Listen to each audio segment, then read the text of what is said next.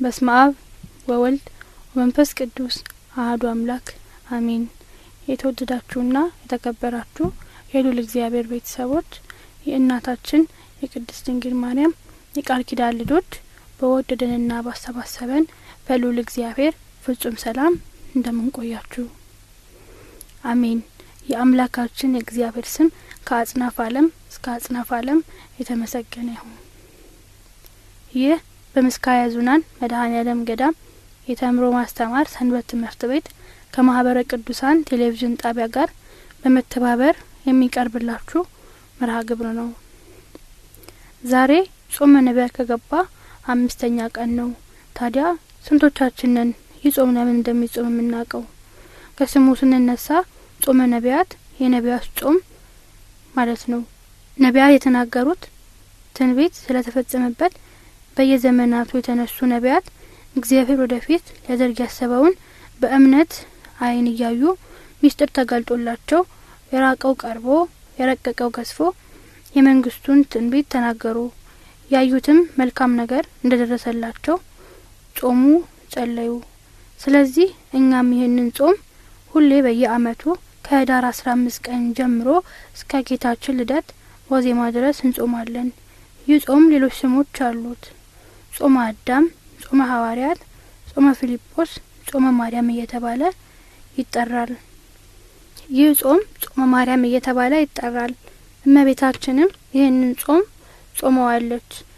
ይህም ቅዱስ ገብርኤል ለእመቤታችን ያለ ዘርአ ብእሲ እንደምትጸንስ ካበሰራት በኋላ ትሁት ናትና ሰማይና ምድር የማይወስኑትን አምላክ ጸንሼ ምን ሰርቼ ወልደዋለሁ ብላ ጌታን ከመውለዷም አስቀድማ ጾመዋለች።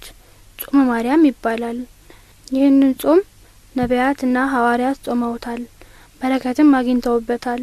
በመሆኑም የቤተ ክርስቲያን አባቶች ምእመናን በመጾም እንዲጠቀሙበት ስርዓት ሰርተዋል። የእግዚአብሔር ቤተሰቦች የመጀመሪያው መርሃ ግብራችንን ተአምረ ማርያም በማንበብ እንጀምራለን። ተአምሪሃ ለእግዝእትነ ቅድስት ድንግል በክልኤ ማርያም ወላዲተ አምላክ ጸሎታ ወበረከታ ያሃሉ ምስሌነ ለዓለመ ዓለም አሜን።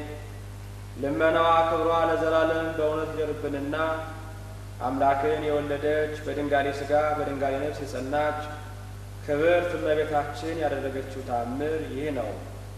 እመቤታችን ከተወደደው ልጇ ጋር ሆና ጻድቁ ዮሴፍና ሰሎሜም በስደታቸው ወራት በግብጽ ሀገር አድርገው ወደ ኢትዮጵያ ከገቡ በኋላ በደብረ ቢዘን ለጥቂት ወራት ተቀመጡ።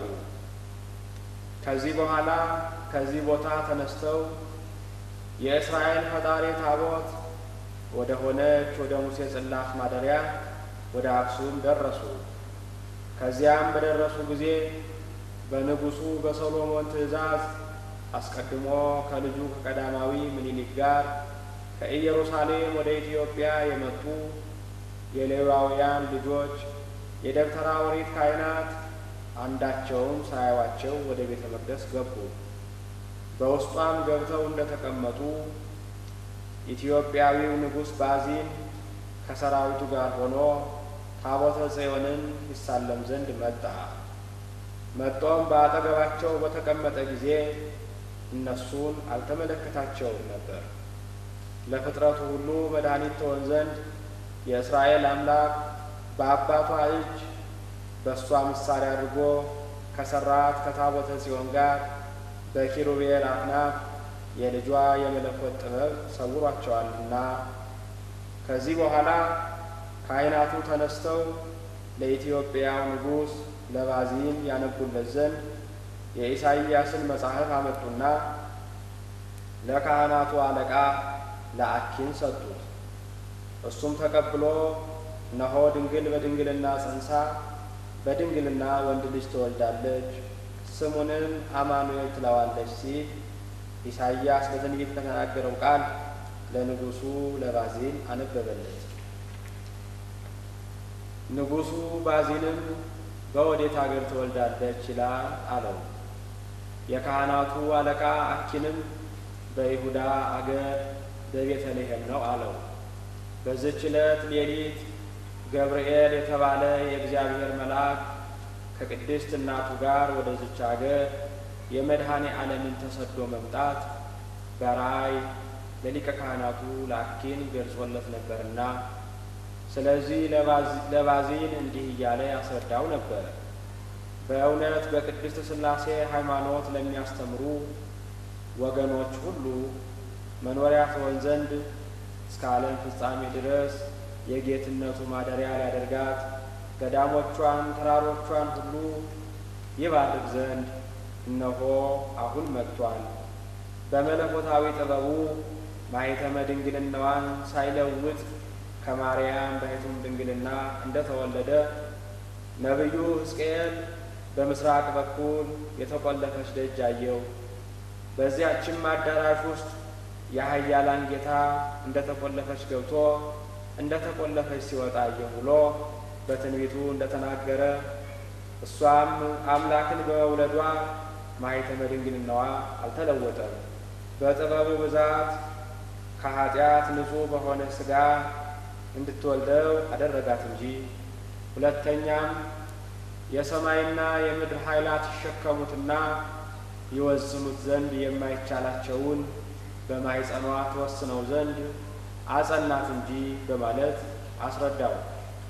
በዚያን ጊዜ ንጉሥ ባዚን ከሊቀ ካህናቱ ከአኪን ጋር ይህን ሲነጋገር ልጇ ወዳጇ እናቴ ሆይ በዚች አገር አምሳያ ለአንቺ አስራት አድርጌ የምሰጥሽን አገር ሁሉ ታይ ዘንድ ከዚህ ቦታ ተነሽ እንሂድ አላት። በዚያን ጊዜ አምላክን የወለደች በድንጋሌ ሥጋ በድንጋሌ ነፍስ የጸናች ክብርት እመቤታችን ከተወደደ ልጇና ከዮሴፍ ከሰሎሜም ጋር ለመሄድ ተነሳች። እነዚያ ከግብፅ ሀገር ተከትለዋቸው የመጡ ከስድስቱ አንበሶች በገዳመ ሲያት እንዲቀሩ ከተደረጉት የተረፉት 3ቱ አንበሶች በፊትና በኋላቸው ይሄዱ ነበር። ንጉሥ ባዚንና ሊቀ ካህናቱ አኪን የንጉሡ የባዚን ሰራዊትና የታቦተ ጽዮን ካህናት አንበሶቹን ባዩ ጊዜ ሸሹ። ንጉሥ ባዚንና ሊቀ ካህናቱ አኪን የንጉሡ የባዚን ሰራዊትና የታቦተ ጽዮን ካህናት አንበሶቹን ባዩ ጊዜ ሸሹ።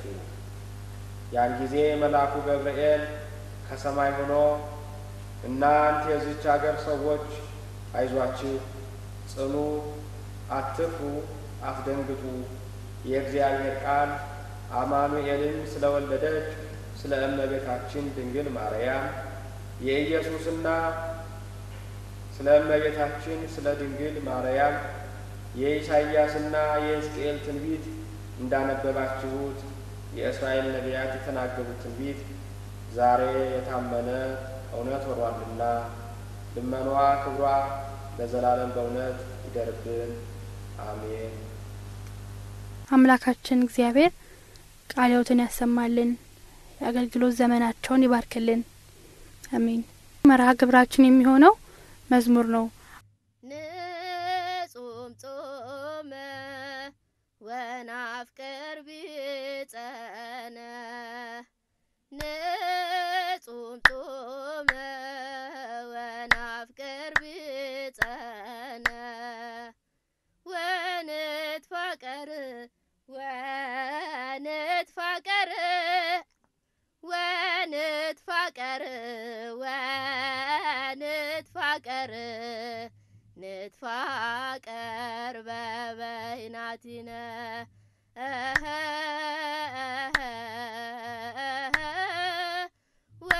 ወንትፋቀር ወንትፋቀር ወንትፋቀር ወንትፋቀር ንትፋቀር በበይናቲነ ጾም እንጹም ወንድማችንን እናፍቅር ጾም እንጹም ወንድማችንን እናፍቅር እንዋደድ እንዋደድ እንዋደድ እንዋደድ እንዋደድ እርስ በርሳችን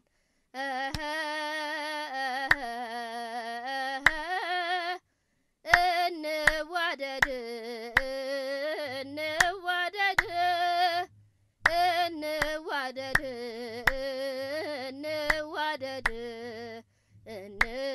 እንዋደድ እርስ በርሳችን ንጹም ጾመ ወናፍቅር ቢጸነ ንጹም ጾመ ወናፍቅር ቢጸነ ወንትፋቀር ወንትፋቀር ወንትፋቀር ወንትፋቀር ንትፋቀር በበይናቲነ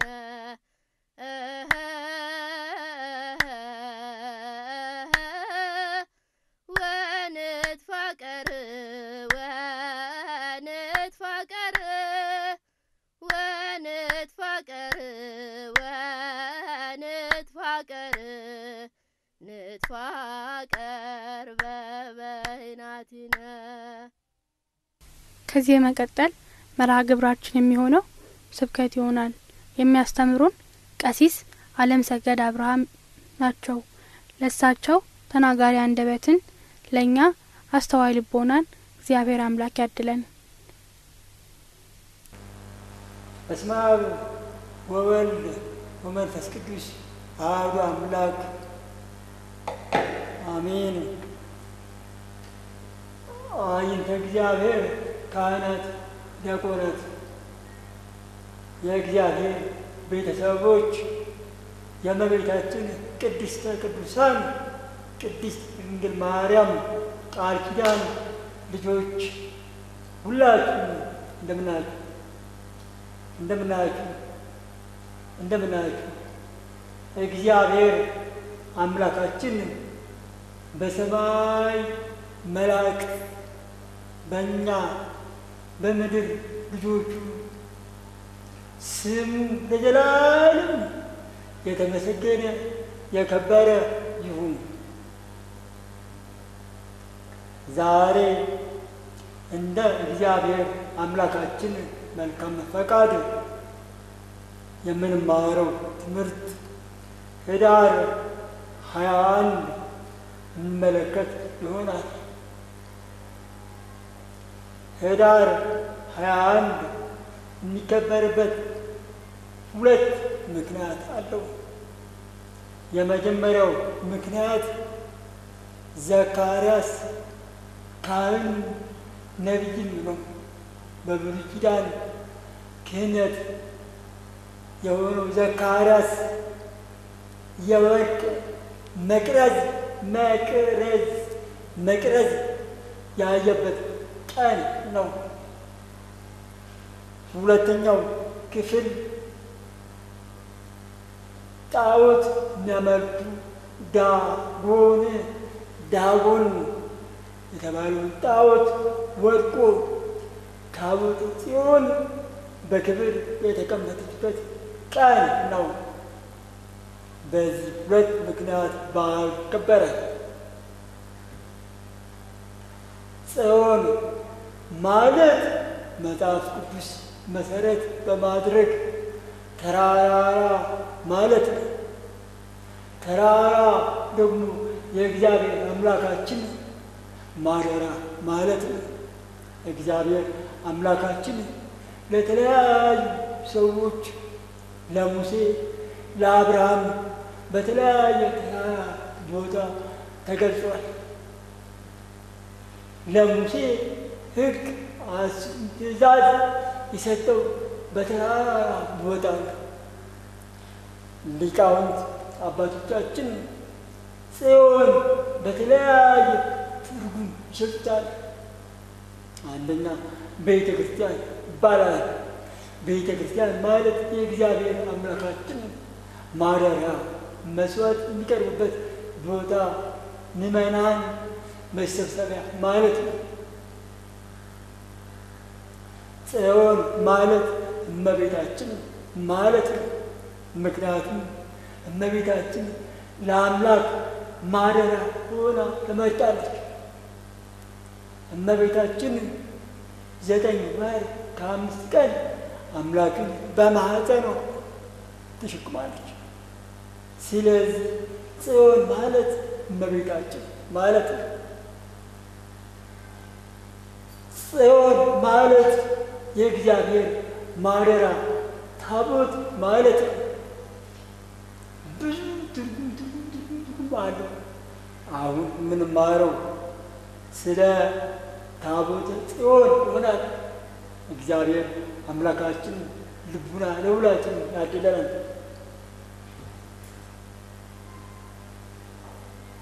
ትንቢተ ዘካርያስ ምዕራፍ 4 ቁጥር 1 እስከ 8 እኔ ጋራ ይነጋገር የነበረው መልአክ ተመልሶ ከእንቅልፉ ቀሰቀሰኝ፣ አነቃኝ። እርሱም አለኝ የምታየው ምንድን ነው? እኔም አልሁት ዘካርያስም አልሁት ሁለንተናዋ የወርቅ የሆነ መቅረዝ አየሁ አልሁት። መቅረዝ ማለት በቤተ ክርስቲያን ስነ ስርዓት ሻማ የሚበራበት 7 ክፍል ወይም 5 ክፍል ወይም 3 ክፍል ያለው ማለት ነው። በቤተ ክርስቲያናችን ስነ ስርዓት መቅረዝ ይጠመቃል። 7 ክፍል ሆኖ ሻማ በለው ላይ ይበራል። መቅረዝ ማለት ነው። ዘካርያስ ያየው የወርቅ መቅረዝ ነው። ይሄ የወርቅ መቅረዝ እንደዚህ ዓለም ምናየው ወርቅ ምዝግ አይደለም። ንጹህ ወርቅ ሆኖ የሚገኘው ፋናው የማይጠፋ ሆኖ ዘካርያስ ያየው የወርቅ መቅረዝ ነው። ሊቁ ቅዱስ ኤፍሬም በውዳሴ ማርያም ትርጉሙን ይነግረናል። ውዳሴ ማርያም ሰንበተ ክርስቲያን ሁልጊዜ ብርሃንነት ያለውን ፋና የተሸከምሽ የወርቅ መቅረዝ አንቺ ነሽ፣ እመቤታችን ማለት ነው። እመቤታችን በወርቅ መቅረዝ መስጠት ፋና ባዩ ደግሞ የዓለም ብርሃን የሆነው ጌታችን መድኃኒታችን ኢየሱስ ክርስቶስ ነው። ብርሃኑ ምንም አይጠፋም። እኔ የዓለም ብርሃን ነኝ በእኔ እመኑ ብሏል። በዚህ መሰረት ዘካርያስ ያየው መቅረዝ እመቤታችን ምሳሌ ነው። ፋናው የጌታችን ምሳሌ ነው። በሁለተኛው ክፍል አባ ሕርያቆስ በቅዳሴው ላይ ስለ እመቤታችን ነግረን የዘካርያስ ደስታው፣ የሚልክያስ ንጹሕ አዳራሽ፣ የነቢያት ትንቢትና ምሳሌ አንቺ ነሽ ይለናል። ዘካርያስ መቅረዝ በሚያይበት ጊዜ በጣም ደስ ብሎት ነበር። ይህም እመቤታችን ገና ተወለደች ነበር። ዘካርያስ ሳይ በጣም ተደሰተ። ሁለተኛው ክፍል ደግሞ ዳጉ የተባለው ጣዖት ወድቆ ታቦተ ጽዮን በክብር የተቀመጠችበት ነው። አንደኛ ሳሙኤል ምዕራፍ 5 ቁጥር 1 እስከ 12 እስራኤሎች በግብፅ ሀገር ባሪያ ሆኑ ሲያገለግሉ ነበር። እግዚአብሔር አምላካችን እስራኤልን ከግብፅ ባርነት ለማውጣት ሲፈልግ ሙሴን ላከ። ሙሴን መሪ አደረገው። በኢየሩሳሌም ከተማ የሚኖሩ ሕዝብ ሁሉም ወደ ሄደው ነበር። በዛን ጊዜ ግብፅ ባሪያ ሆኖ ይሸጡ ነበር። ራሔል የተባለች አንድ እስራኤላዊ ሴት ነበረች። ባሏ ሮቤል ሞቷል። በተጨማሪ አርግዛለች። አሁን ግብፅ ወታደሩ ስራ ትእዛዝ ሰጥተዋት ነበር እና በስራ ላይ ታዛ በምትሰራበት ጊዜ ጩብ ታወቃ ነበር። ወታደሩ ያልባቸው ደክሞኛል፣ በተጨማሪ እኔ አርግዣለሁ፣ በዚህ ምክንያት መስራት አልችልም፣ ወታደር ስመኝ ስሪ ብቅ ያስገድዳት ነበር። ራሔል አለቀሰች፣ አዘነች። በመጨረሻ አርግዛ ተጨንቃ እዛው ጩብ በምትሰራበት ጊዜ ወለደች። አሁን ስትወልድ ወታደር ያልባቸው ትንሽ ጊዜ ስጠኝ፣ ትንሽ ጡት አጥፍቼ ተመልሼ እመጣለሁ፣ እረፍ ስጠኝ። ወታደር ጨካኝ ነው። በፍጹም አልሰጥም፣ እችዋለሁ፣ ዝም በይ ስሪ አለ። ይህንን ጭቆና እግዚአብሔር አምላካችን ተመለከተ። ራሔል እንባዋን ወደ ሰማይ ነዛች። እግዚአብሔር አምላካችን የራሔልን ጩኸት ሰማ።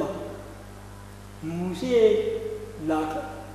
ሙሴ እስራኤልን ከግብፅ ባርነት ነፃ ለማውጣት እግዚአብሔር አምላካችን ሙሴን መረጠ። ሙሴ እና አሮን ሁለቱ በእግዚአብሔር ፊት ሆነው ሲያገለግሉ ነበር እና ከግብፅ ባርነት በተለያየ መቅሰፍት እግዚአብሔር አምላካችን የእስራኤልን ሕዝብ ነፃ አወጣቸው። ግብፅ በባህር ውስጥ ሰጠሙ። እግዚአብሔር አምላካችንን ከክፉ ነገር ሁላችንን ይጠብቃል። ሙሴ እና አሮን የእስራኤልን ሕዝብ መምራት ከጀመሩ በኋላ በተለያየ መንገድ እየመሩ ሄዱ። እግዚአብሔር አምላካችን ታቦተ ጽዮን ሰውተው እንዲከብሩባት እንዳመሰግኗት ታቦተ ጽዮን ለሙሴ እና ለአሮን ሰጣቸው። አሮን ካህኑ ያገለግል ነበር። ሙሴ ደግሞ መስፍን ሆኖ ይመራ ነበር። በዚህ ስነ ስርዓት ታቦተ ጽዮንን አክብረው ይከተሉ ነበር። ሙሴ እና አሮን ታቦተ ጽዮንን በማክበር ስርዓት ሰሩ። በቀዳማይ ሌሊት ጀምሮ እስከ ጠዋት ድረስ እንዲበራ ፋና አስቀመጡ፣ መቅረዝ አስቀመጡ። በዚህ ሌሊት በታቦቱ ፊት ይበራል፣ ሌሊት ይውላል፣ ጠዋት ይጠፋ ነበር። ይህ ስነ ስርዓት ሄዱ ምንም ሳይቀየር እስከ ኤሊ የሚባል ሰው ደረሰ። ኤሊ ካህኑ መስፍን ይመራ ነበር። ኤሊ ክህነቱ መስፍንናው አስተባብሮ በሚሰራበት ጊዜ ስራው በጣም ከባድ ነበር። መስፍናው ራሱ እየመራ ክህነቱን ደግሞ ልጆቹ ሰጣቸው። የኤሊ ልጆች አፍኒን እና ፊናስ ይባላሉ። ሁለቱ ካህኑ እንዲያገለግሉ ኤሊ ስልጣን ሰጣቸው፣ ማዕረግ ሰጣቸው። በዚህ ምክንያት አፍኒን እና ፊናስ ቤተ መቅደስ ማገልገል ጀመሩ። ግን ኤሊ ልጆቹ ምን እንደሚሰሩ አይመለከቱም። ምክንያቱም መስፍና ስራው ይመራ ነበረ። ያስተዳድር ነበር። በዚህ ምክንያት ልጆቹ መመልከት ነበሩ። ስራ በዛበት። አፍኒንና ፊናስ ግን ስህተት መስራት ጀመሩ። ሙሴና አሮን ትእዛዝ የሰጡትን በቀዳማይ ሌሊት ጀምሮ እስከ ጠዋት እንበላው ምን ጠቅማል? ባሉ ፊት ዘያ ምን ጠቅማል? አጥተው ሻማውን ማጥፋት ጀመሩ። ሁለተኛ ደግሞ ለመስዋዕት እመጠውን ራሳቸው መርጠው ጥሩ ስጋ ይበሉ ነበር። ሌላው ራሱ መስዋዕት ያቀርቡ ነበር። እግዚአብሔር አምላካችን ተቆጣ። ንጹሕ መስዋዕት ይፈልጋል። በዚህ ምክንያት ተቆጣ። ሶስተኛ ቤተ መቅደስ የሚመጡትን ሴቶች ዝሙት ይፈጽሙ ነበር። መጥፎ ነገር፣ አስከዋይ ነገር ያደርጉ ነበር። ሕዝቡ ያውቃሉ። ለኤሊ ሄደው ኤሊ እባክህ ልጆች ይበድላሉ ለምን ይጠይቁት ነበር። ኤሊ ግን አልሰማችሁም፣ አልመከራችሁም። እግዚአብሔር አምላካችን ተቆጣ። ቁጣው እየጨመረ ሄደ። በዚህ ምክንያት ኤሊና ልጆቹ ለመቅጣት ፈለገ። መጀመሪያ ግን ማስጠንቀቂያ ምክር መስጠት ያስፈልጋል። እግዚአብሔር አምላካችን ሳሙኤል የሚባል አዳኛሽ ልጅ ነበረ። በኤሊ ፊት ያገለግል ነበረ። በእውነት ታቦተ ጽዮን ፊት በእውነት በቅን ያገለግል ነበረ። እግዚአብሔር አምላካችንም በሌሊት ተኝቶ ሳሙኤል ጠራው። ሳሙኤል ግን ሕፃን ስለሆነ ምንም አያውቁም። ሩጦ ወደ ኤሊ ሩጦ አባት ምታለች ምን ጠራኝ? ኤሊ አልጠራውም፣ ተመልሰህ ተኛ፣ ያልጠራውም አለው። ሳሙኤል ተመልሶ ሄዶ ተኛ። ሁለተኛ እንደገና እግዚአብሔር ድምፅ ሳሙኤል ሕፃን ስለሆነ ተመልሶ ወደ ኤሊ ሩጦ አባት ምን ጠራኝ? አሁን ኤሊ እግዚአብሔር እንደጠራው አወቀ። ሳሙኤል አሁን ሲጠራ ቆመ፣ ታጥቀ አቤቱ ባሪያ ይሰማል፣ ንገረኝ በል፣ ተናገር በል አለው። ግን እርሱ የሚነግረው ሁሉ አንድ ሳታስቀር ሁሉን ጠዋት ለእኔ ንገረኝ። ሳሙኤል እሺ ተመልሶ ሄዶ ተኛ። እግዚአብሔር እንደገና ሶስተኛ ሳሙኤል አለው። ሳሙኤል ታመልኩ አቤቱ ባሪያ ይሰማልና ተናገር አሉ። በዚህ ጊዜ እግዚአብሔር ለሳሙኤል ነገረው። ኤሊ ጠላሁት፣ ልጆቹ የሚያደርጉትን ሁሉ ነገር ክፉ ነገር ምን አይመከራቸውም። ስለዚህ እግዚአብሔር እኔም አሁን እቀጣቸዋለሁ። የእግዚአብሔር አምላክ ታቦተ ጽዮን ተማርካ ትሄዳለች። ይገቡ። ሁለተኛ እሱ ራሱ ኤሊ ይሞታል። ልጆቹ በጦርነት ይሞታሉ። አፍኒንና ፊናስ ልጆቹ በጦርነት ይሞታሉ። ይህንን አድርጋለሁ። ሳሙኤል በጠዋት ተነሳ፣ ወደ ኤሊ ሄደ። ኤሊም ጠየቀው፣ ሳሙኤል እግዚአብሔር አምላክ የነገረህ ምንድን ነው? ሳሙኤል እግዚአብሔር አምላክ የነገረኝ ታቦተ ጽዮን ተማርካ ትሄዳለች፣ ልጆችህ አፍኒንና ፊናስ በጦርነት ይሞታሉ፣ አንተም ተመሳሳይ አይቀርም ትሞታለህ ብሎ ነገረኝ። ኤሊ ለመመለስ ለመምከር እጅግ ተሰጥቶት ነበር፣ ግን አልተጠቀመበትም። እርሱ እግዚአብሔር አምላክ ነው፣ የፈለገው እሱ የወደደው ያድርግ አለ። በዚህ ምክንያት እግዚአብሔር አምላካችን የተናገረውን አያስቀርም። ታቦተ ጽዮን ተማርካ ሄደች። እንዴት? አንደኛ ሳሙኤል ምዕራፍ 4 ቁጥር 1 በዚያም ወራት እንዲህ ሆነ፣ ፍልስጤም ለጦርነት በእስራኤል ላይ ተሰበሰቡ። እስራኤልም ሊዋጉ ወጡ። አቤንዘር በተባለው ቦታ ተሰበሰቡ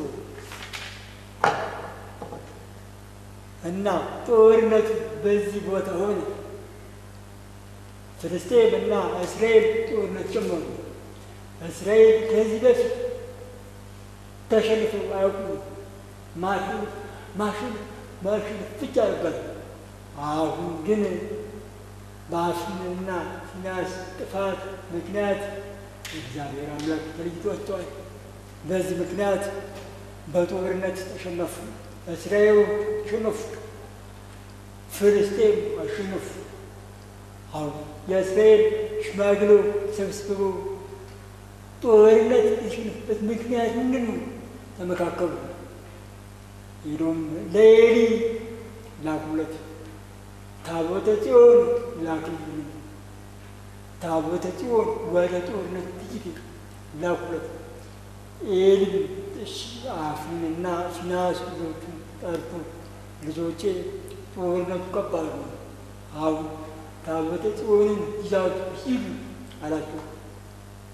እሺ፣ አፍኒንና ፊንሐስ ልጆቹ ታቦተ ጽዮን ተሸክሞ ሄዱ፣ ወደ ጦርነት ሄዱ። ጦርነቱን ከባድ ነበር።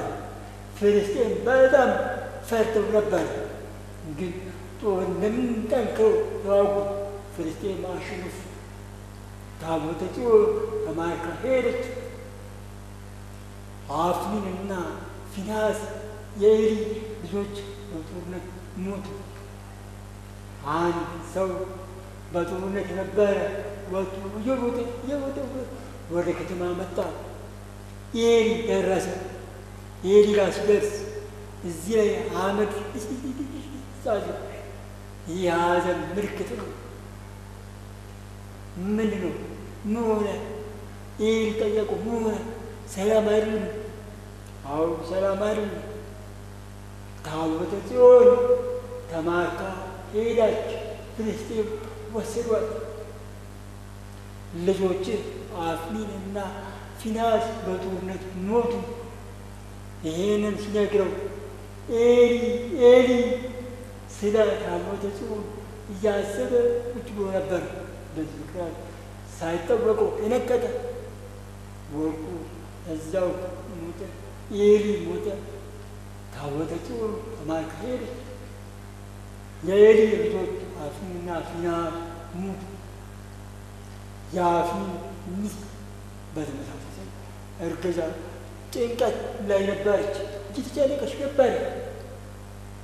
በኋላ ለመውለድ ስትደርስ ሴቶች ተሰብስበው አይዞሽ በርቺ፣ ወንድ ልጅ ወልደሻል፣ በርቺ ይሏታል።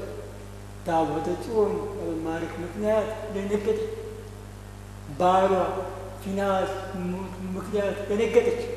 በዚህ ምክንያት እሷም ምሽቱ አረፈች። እግዚአብሔር አምላካችን መቅሰፍት ጅራፍ ካወጣ አይመለስም።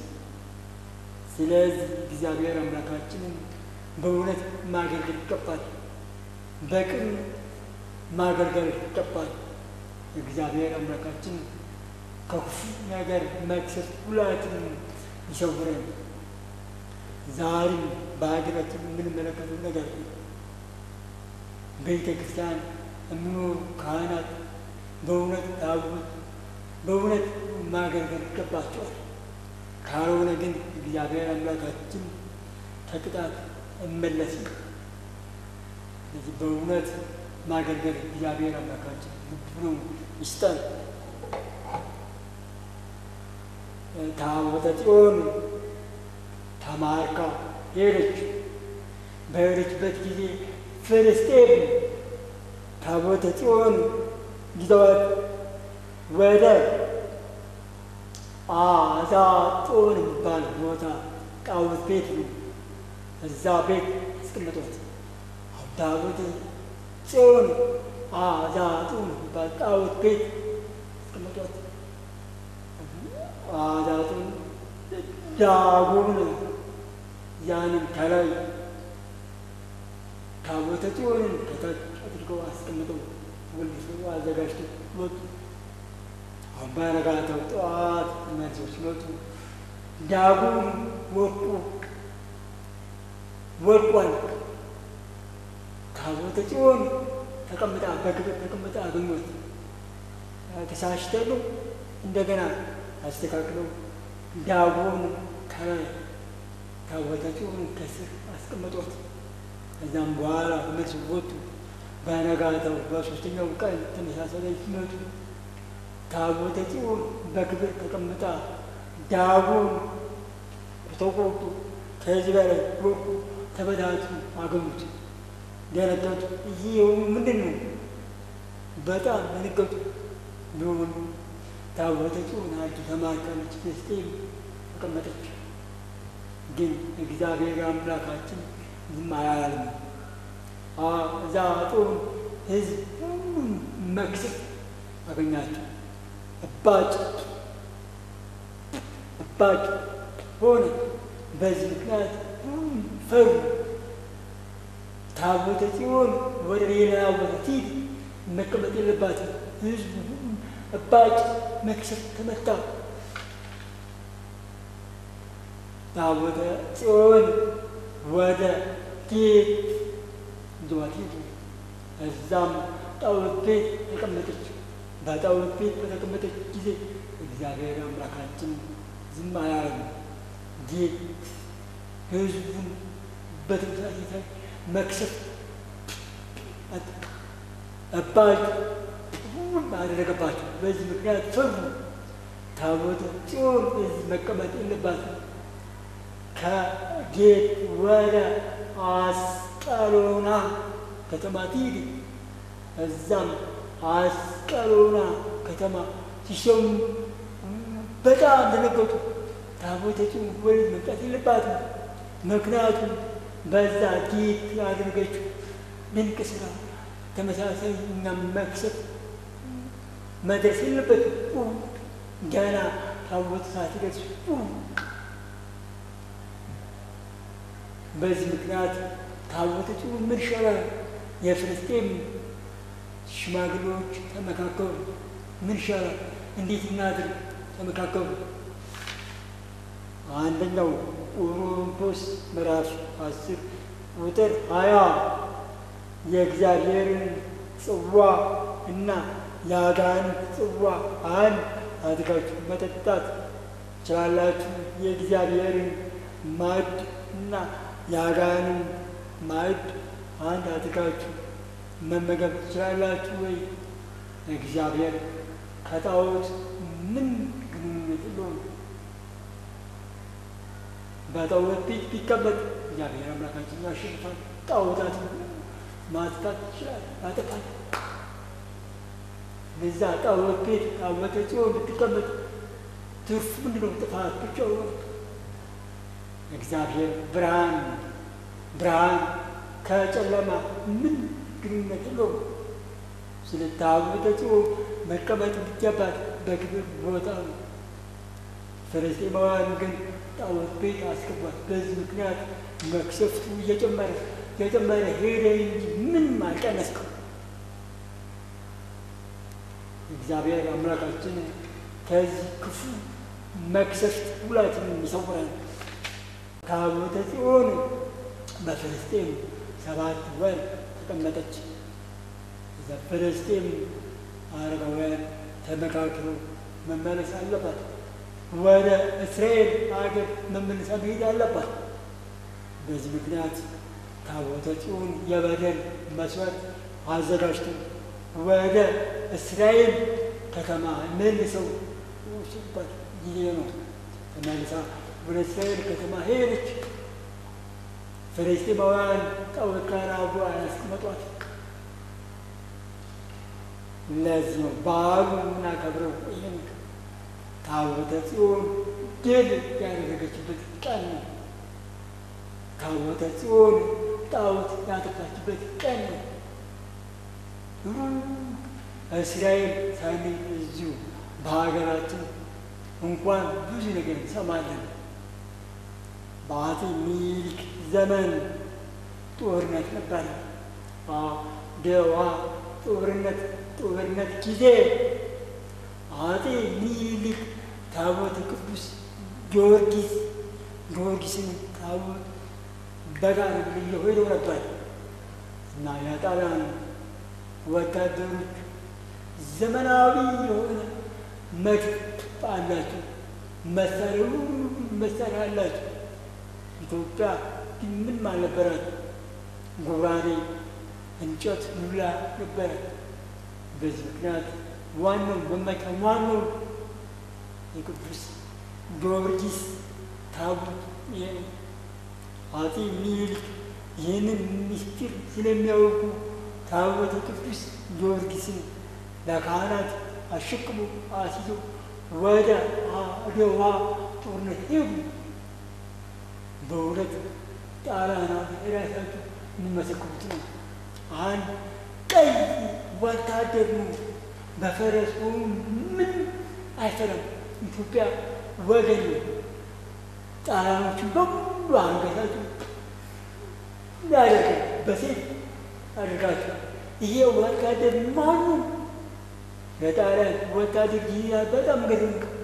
ይሄ ማሽፋቸው ይሄ ማኑ እግዚአብሔር አምላካችን በቅዱስ ጊዮርጊስ አማካኝነት ሲረዳ ነው። ስለዚህ ታሪኩ የሚመሰክረው ነው። ዛሬ እንግዲህ ሁላችንም ታቦት ማክበር ይገባናል። ታቦት ብናከብር እንከብርበታለን። ቅዱስ ጊዮርጊስ ታቦት ይህ በጦርነት ያሸነፉ እኛ ስለምናከብሩ ነው። ስናከብረው ይረዳናል፣ እርዳታው አይለየንም። እግዚአብሔር አምላካችን ሁላችንም ከክፉ ነገር ይጠብቀን። የቅዱስ ጊዮርጊስ በረከት ሁላችንም ያድለናል። ለእመቤታችን ቅድስተ ቅዱሳን ቅድስት ድንግል ማርያም አማላጅነት አይለየንም። ወስብሐት ለእግዚአብሔር። ለመምህራችን እግዚአብሔር አምላክ ቃለ ሕይወትን ያሰማልን፣ የአገልግሎት ዘመናቸውን ይባርክልን። የመጨረሻው መርሃ ግብራችን የሚሆነው መዝሙር ነው። አብራችሁ እንድትዘምሩ እየጋበዝን እኛ ከወዲሁ እንሰናበታለን። እንደ እግዚአብሔር መልካም ፍቃድ ሳምንት የተለያዩ መርሃ ግብሮችን ይዘን እንቀርባለን። የሳምንት ሰው ይበለን።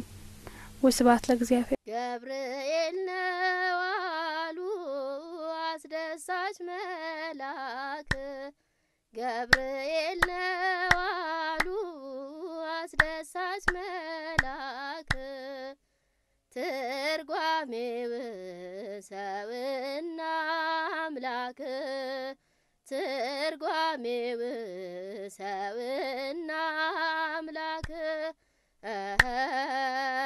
ትርጓሜው ሰውና አምላክ፣ ትርጓሜው ሰውና አምላክ፣ ቂርቆስ ከእናቱ ጋር ከእሳት ሲጣሉ፣ ቂርቆስ ከእናቱ ጋር ከእሳት ሲጣሉ፣ ውሃ ሆነ ጠፋ ነበልባሉ፣ ውሃ ሆነ በገብርኤል ባያሉ፣ ውሃ ሆነ ጠፋ ነበልባሉ፣ ውሃ ሆነ በገብርኤል ባያሉ፣ ገብርኤል ነው አሉ አስደሳች መልአክ፣ ገብርኤል ነው አሉ አስደሳች መልአክ፣ ትርጓሜው ሰውና አምላክ ትርጓሜው ሰውና አምላክ